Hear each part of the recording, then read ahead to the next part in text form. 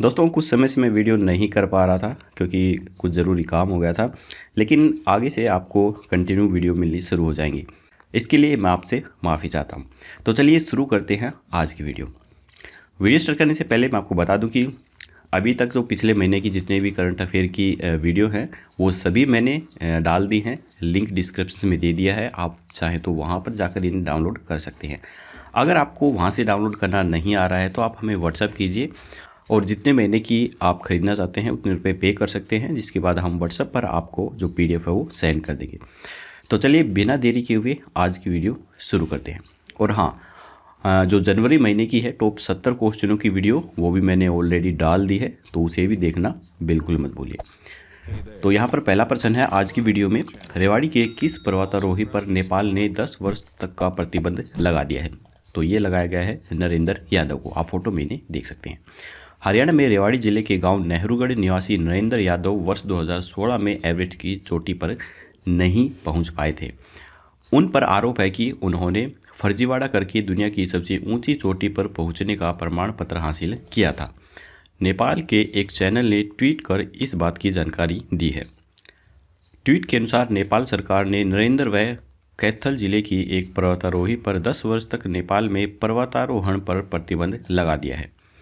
Narendra Everest पर नहीं पहुंचा था, मगर उन्होंने फर्जीवाड़ा करके दुनिया की सबसे ऊंची चोटी फतह करने का जो प्रमाण पत्र हासिल किया था, उसी के आधार पर उन्हें पिछले वर्ष भारत सरकार ने तेंजिन मोर्गे नेशनल अवार्ड दिया जाना था। हालांकि पुरस्कार वितरण समारोह से ऐन पहले हुई शिकायत के बाद भारत सरकार ने यह अवार्ड रोक लिया था। नरेंद्र पर आरोप है कि उसने हिमालय पर केवल कैंप 4 तक की चढ़ाई की थी, जहां पर ऑक्सीजन समाप्त होने के बाद वह आगे नहीं बढ़ पाए थे, लेकिन पता नहीं किस तरह से प्रमाण पत्र उन्होंने हासिल कर लिया था। नरेंद्र की पर्वतारोहण की उपलब्धियों के आधार पर ही पिछले साल 27 अगस्त को तेंजिंग मोर्गे नेशनल अवार्ड के लिए नामांकित उन्हें किया गया था। नरेंद्र यादव का कहना है कि मेरे पास प्रतिबंध जैसी कोई जानकारी नहीं आई है। मैंने पूरी ईमानदारी से एवरेस्ट पर चढ़ाई की थी। कुछ लोग मेरे खिलाफ लगे हुए हैं। ऐसे लोगों ने गलत रिपोर्ट देकर मेरा सम्मान भी रुकवाया है। मैंने अपनी आपत्ति केंद्र सरकार को दी हुई है। इसके अलावा नेपाल सरकार के द्वारा फेक ट्रेनिंग या बैन लगाने जैसी कोई जानकारी मुझे नहीं मिली है। यदि आधिकारिक रूप से जानकारी मिलेगी तो प्रमाण के साथ जो स्थिति है वो भी मैं जल्द ही स्पष्ट करूँगा। इसके बाद अगला प्रश्न है कि कोरोना टीकाकरण के मामले में हरियाणा देश में किस पायदान पर पहुंच गया है? तो ये पहुंच गया है तीसरे पायदान पर। वैक्सीनेशन में हरियाणा, लक्षद्वीप और उड़ीसा के बाद देश में तीसरे स्थान पर पहुंच गया है। प्रदेश में अभी तक 1.17 लाख से अधिक हेल्थ केयर वर्कर्स का टीकाकरण किया जा चुका है, जो कि 58% से अधिक है। हरियाणा के गृह और स्वास्थ्य मंत्री अनिल विज ने कहा है कि शुरुआती दौर में प्रदेश में करीब 2 लाख हेल्थ केयर वर्कर्स का टीकाकरण किया जाना है। अभी तक सबसे ज़्यादा टीकाकरण गुरुग्राम में 20,611 तथा फरीदाबाद में 13,395 कोरोना वॉरियर्स को किया गया है। तो यहाँ पर आप देख सकते हैं किस जिले के अंदर कितना टीकाकरण किया गया है। ये पूरी लिस्ट आप यहाँ पर वीडियो को पॉज करके पढ़ सकते हैं। इसके बाद है हरियाणा विधानसभा का बजट सत्र कब से शुरू होने की संभावना है? तो ये है 26 फरवरी से। हरियाणा विधानसभा का सत्र 26 फरवरी से शुरू हो जाएगा। राज्य का बजट 3 या 4 मार्च को पेश किए जाने की संभावना है। इस बार बजट सत्र पहले की अपेक्षा लंबा होने की उम्मीद है और यह 12 मार्च तक चल सकता है। मुख्यमंत्री मनोहर लाल वित्त मंत्री के रूप में अपना दूसरा बजट पेश करेंगे। हरियाणा विधानसभा के बजट सत्र की तारीख 10 फरवरी को मंत्रिमंडल की बैठक में यह तय किया जाएगा। कोई भी सत्र शुरू होने से कम 15 दिन पहले विधायकों को इसकी सूचना देना जरूरी होता है। इसीलिए उम्मीद की जा रही है कि 26 फरवरी से राज्यपाल सत्यदेव नारायण आर्य के अभिभाषण से बजट सत्र शुरू होगा। इस दिन शुक्रवार है। 27 व 28 फरवरी को अवकाश रहेगा। 1 मार्च को राज्यपाल के अभिभाषण पर चर्चा शुरू होगी। 2 दिन चर्चा के बाद 3 या फिर 4 मार्च को वित्त मंत्री के नाते हरियाणा के मुख्यमंत्री मनोहर लाल के द्वारा दूसरा बजट पेश किया जा सकता है। वित्त मंत्रालय मुख्यमंत्री मनोहर लाल के पास ही है। इसके बाद है हाल ही में 26 जनवरी को अमेरिका के WWE में फाइट किनके द्वारा जीती गई है? तो ये जीती गई है सैंकी के द्वारा। आप फोटो में इन्हें देख सकते हैं। अमेरिका में WWE फाइट जीतकर जगाधरी के सैंकी ने देश का नाम रोशन किया है। सोमवार को सैंकी अमेरिका से लौट आए। दिल्ली के रास्ते बंद होने से उन्हें यूपी से होकर आना पड़ा। इससे वे कई घंटे तक देरी से पहुंचे हैं। रात करीब 9 बजे वे अपने घर पर पहुंचे हैं। अमेरिका में 26 जनवरी को उन्होंने जो फाइट जीती है, वहां तक पहुंचने के लिए सेंकी का सफ़र बेहद पीड़ादायक और रोचक रहा है। 10वीं तक सेंकी की हाइट ज़्यादा नहीं लगती थी, लेकिन इसके बाद तेज़ी से हाइट बढ़ी है। घर पर जो बेड था वह भी लेटने के लिए छोटा पड़ गया था। बेटे को टेढ़ा होकर यहाँ पर सोना पड़ता था। वहीं न तो बाजार से बेटे के पैर की साइज़ के जूते मिल पाते थे और न ही कपड़े मिल पाते थे। कॉलेज में जाते समय बच्चे इनका मजाक भी उड़ाते थे। बीकॉम करने के बाद बेटे की मौलाना मेडिकल कॉलेज में अकाउंटेंट की नौकरी लग गई थी। वहाँ सीए और कुछ डॉक्टर्स ने उन्हें कहा कि वह यह नौकरी छोड़कर रेसलिंग के अंदर अपनी किस्मत आजमाए तो काफ़ी अच्छा रहेगा। उनके कहने पर इन्होंने रेसलिंग करने का फ़ैसला लिया। हालांकि शुरुआत में ट्रेनिंग के दौरान काफ़ी चोटें लगी और इनका मनोबल भी काफ़ी टूटा, लेकिन परिवार ने हिम्मत दी और वह WWE की फ़ाइट जीत पाए। इसके बाद है हाल ही में किनके द्वारा हरियाणा राजभवन में 26 जनवरी को परेड में हिस्सा लेने वाले कैडेट्स व स्वयंसेवकों को सम्मानित किया गया है। तो इसका उत्तर जानने से पहले अगर आपको वीडियो अच्छी लग रही है तो वीडियो को लाइक जरूर कीजिएगा। यदि चैनल पर पहली बार आए हैं तो चैनल को सब्सक्राइब करके घंटे पर ऑल नोटिफिकेशन जरूर क्लिक कीजिए, ताकि हमारी आने वाली लेटेस्ट वीडियो हैं वो आपको मिल सके सबसे पहले। तो इसका आंसर है राज्यपाल सत्यदेव नारायण आर्य के द्वारा इन्हें सम्मानित किया जाएगा। राज्यपाल सत्यदेव नारायण आर्य ने हरियाणा भवन में 26 जनवरी की परेड में हिस्सा लेने वाले कैडेट्स व स्वयंसेवकों को सम्मानित करने का निर्णय लिया।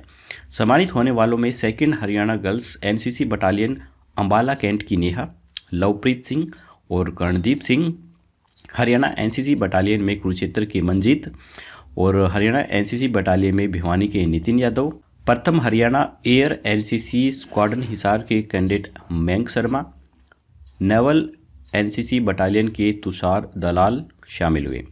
परेड कंजेटिंग commander lieutenant colonel RS Pathania को भी सम्मानित किया गया। राष्ट्रीय सेवा योजना के स्वयंसेवक मोहित शर्मा, हेमंत, अंकित यादव, नरेश कुमार, कुमारी आरजू, कुमारी आशु, कुमारी ज्योति और सिमरन कौर को भी इसमें शामिल किया गया था। इसके बाद है हाल ही में रोहतक की नट बोल्ट इंडस्ट्री में स्टील, आयरन और तांबा पर कस्टम ड्यूटी को कितने प्रतिशत घटाया गया है? तो ये घटाया गया है 5% तक। सिटी ऑफ कोस्टनर को पहली बार बजट में आंशिक राहत देने की कोशिश की गई है। केंद्रीय आम बजट में कोई बड़ा प्रोजेक्ट शहर को नहीं दिया गया है।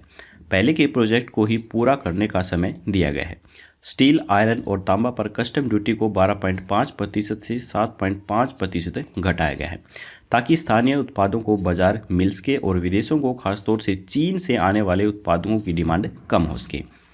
इसके बाद है केंद्र सरकार की तरफ से फसल अवशेष प्रबंधन के लिए हरियाणा समेत कितने राज्यों को सब्सिडी दी जाएगी? तो ये दी जाएगी 7 राज्यों को। फसल अवशेषों के प्रबंधन में मशीनीकरण को बढ़ावा देने के लिए केंद्र ने हरियाणा के प्रयासों की दिल खोलकर तारीफ की है। राष्ट्रीय राजधानी दिल्ली हो या फिर आसपास के राज्य, वायु प्रदूषण को रोकने के लिए केंद्र सरकार अब हरियाणा, पंजाब, उत्तर प्रदेश और दिल्ली राज्यों को फसल अवशेष प्रबंधन की मशीनरी खरीदने के लिए सब्सिडी प्रदान करेगी।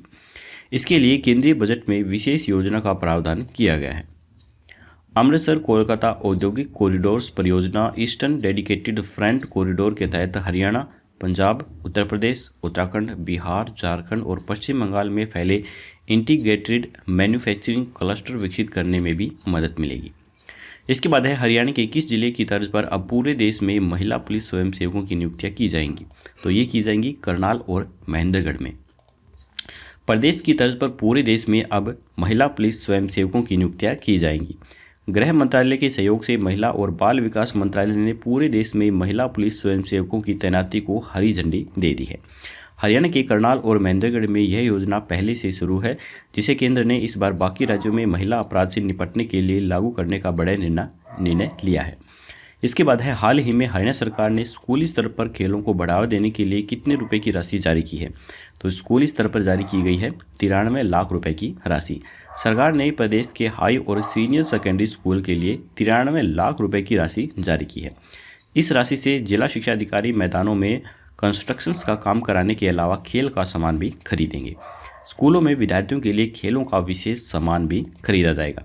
इनमें मुख्य रूप से volleyball, football, basketball, kho kho, pole, carrom board, handball, yoga mat, discus, shot put, badminton, high jump rope, skipping rope आदि शामिल हैं।